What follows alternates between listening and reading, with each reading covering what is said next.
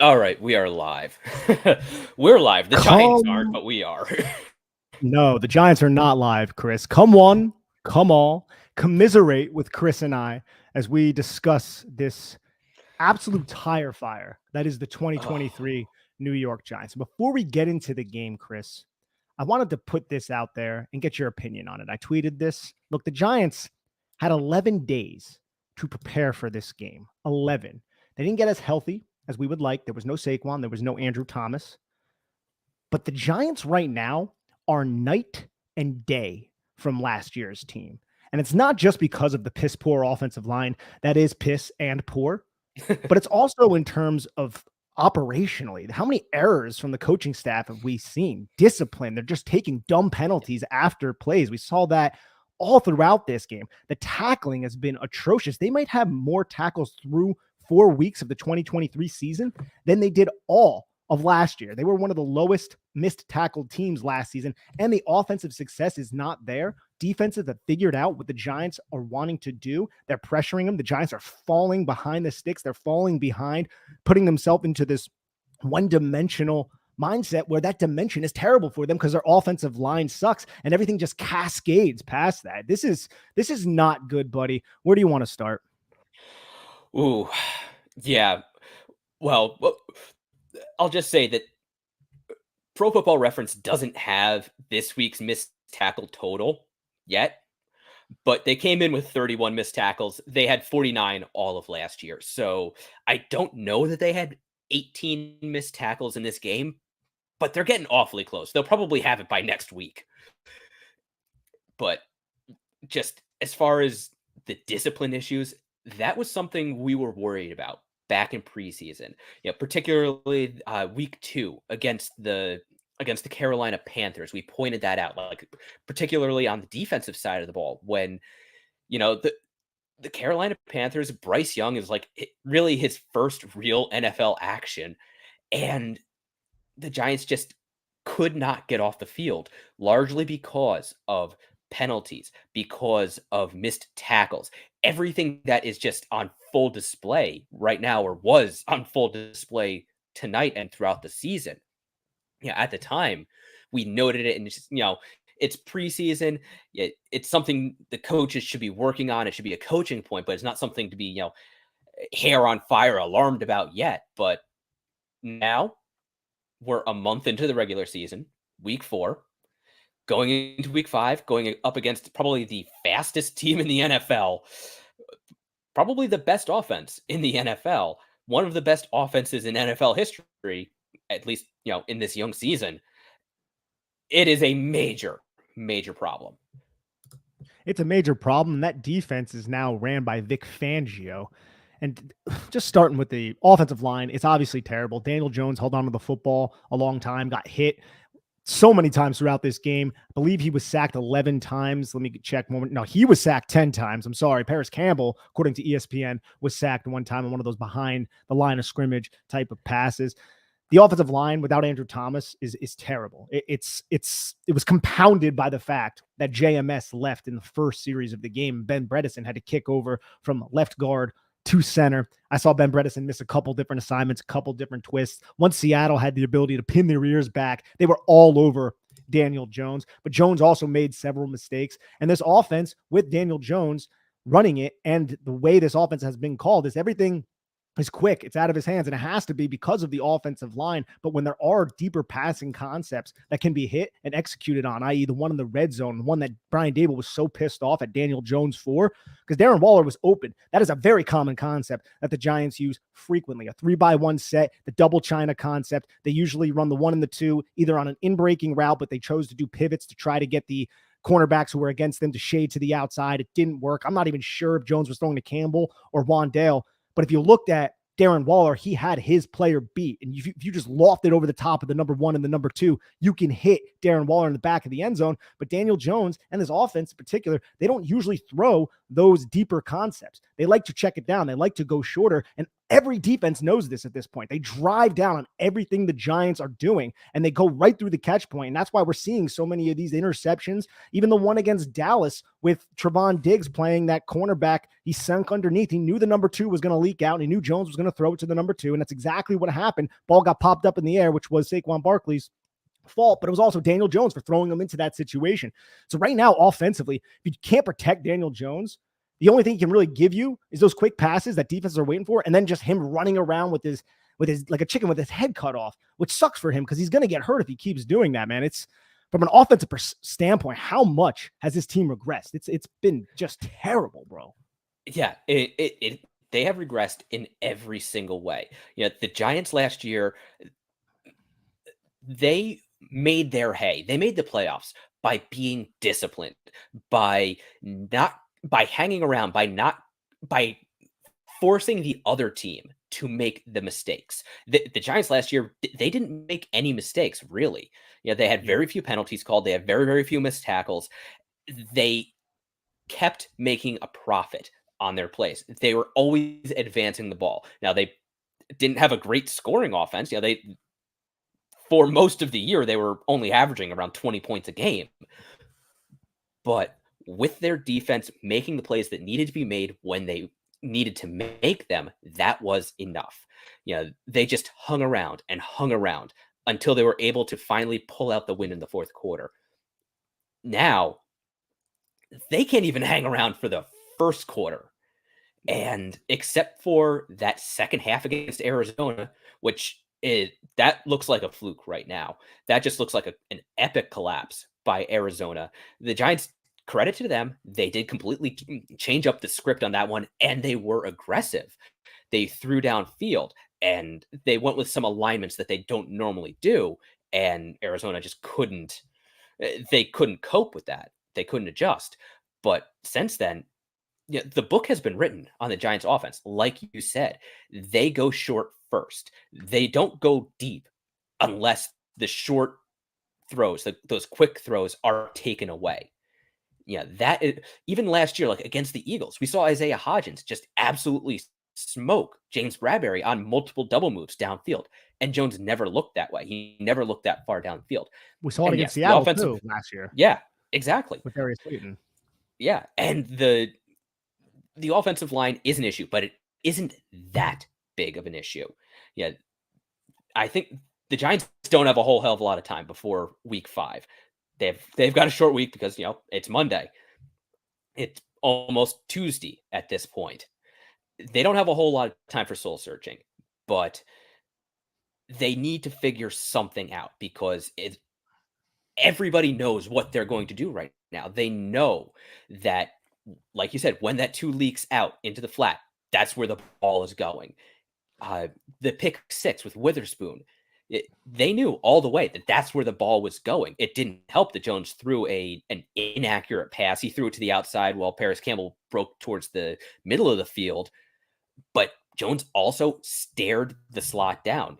He was looking to where Paris Campbell was going to be before he even finished his drop. So that made it easy for Witherspoon to break on that ball. And it's just,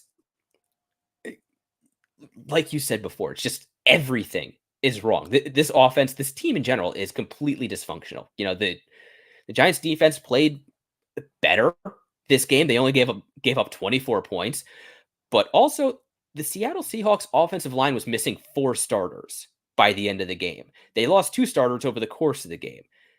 Geno Smith was missing for a fair amount of the game. He had a knee injury over the course. He was questionable to return. That is set up for the Giants defense to take over the game, and they just couldn't. So a lot of things need to change.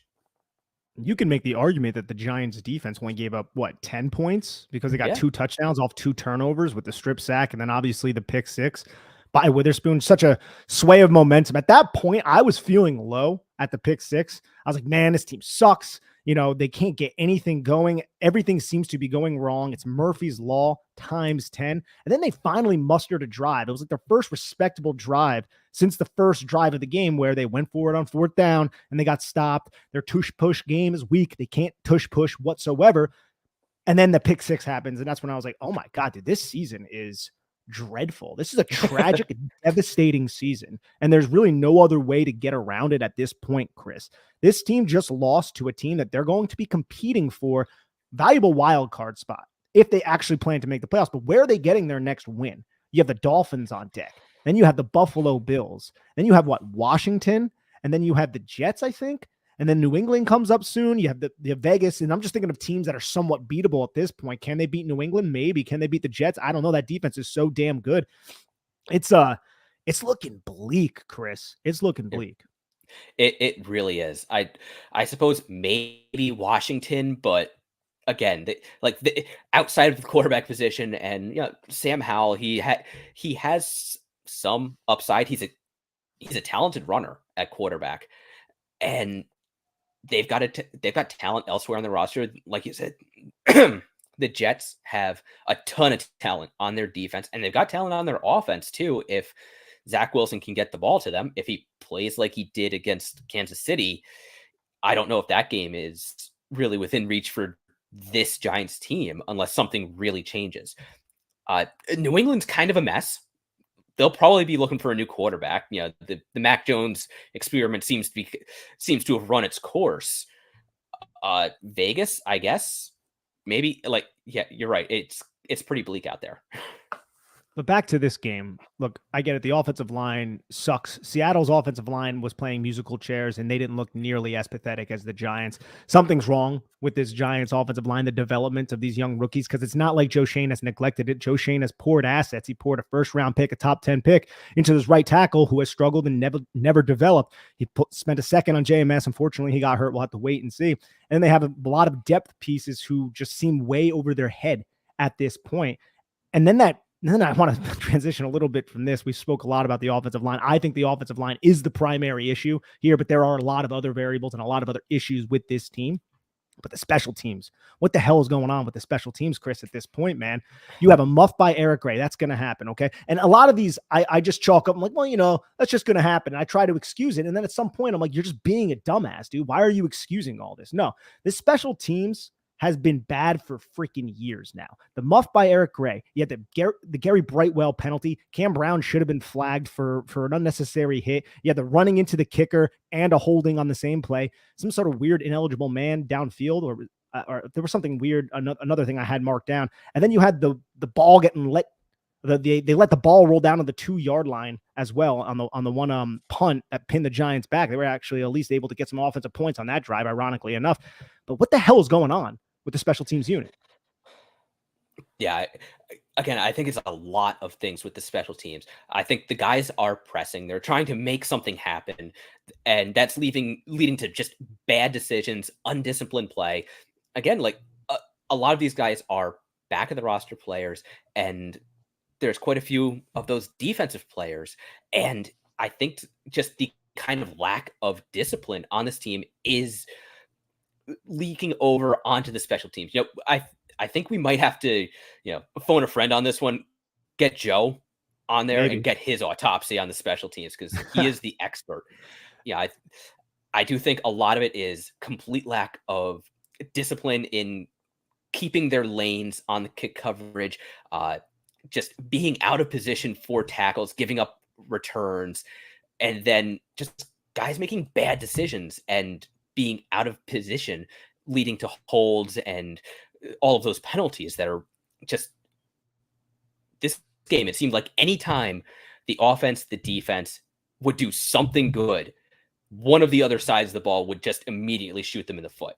They just flaxed themselves every drive. The Giants have been shooting themselves in the foot all season.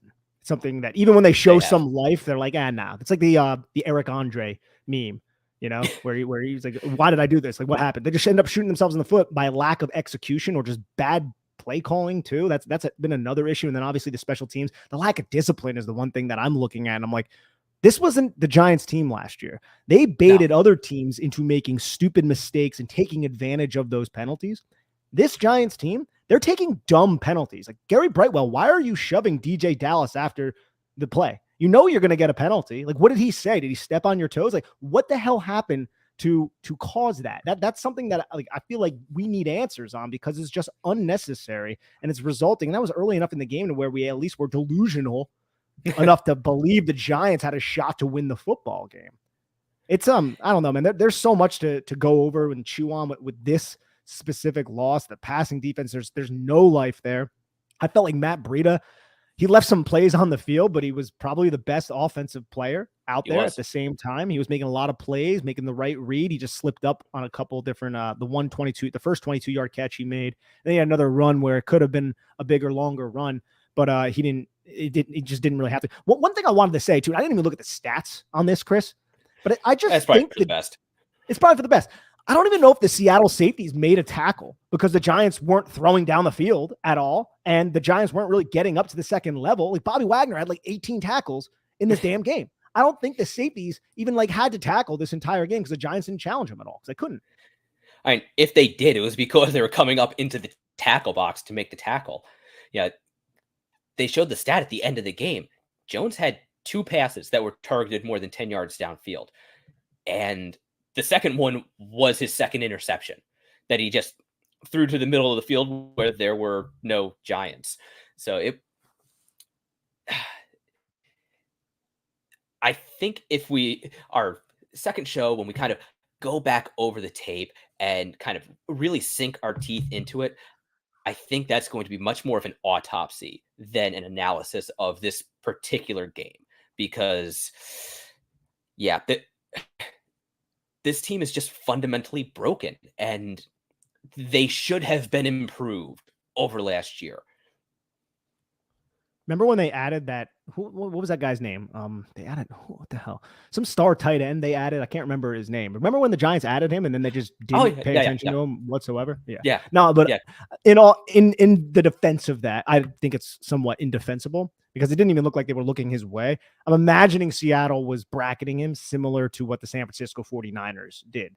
But there did come a point where I was like, are you guys going to at least try to change this up and stop throwing to Paris Campbell and Wan'Dale Robinson in the flat? Look, this has been a very negative podcast, rightfully so, because the Giants have been an unmitigated disaster.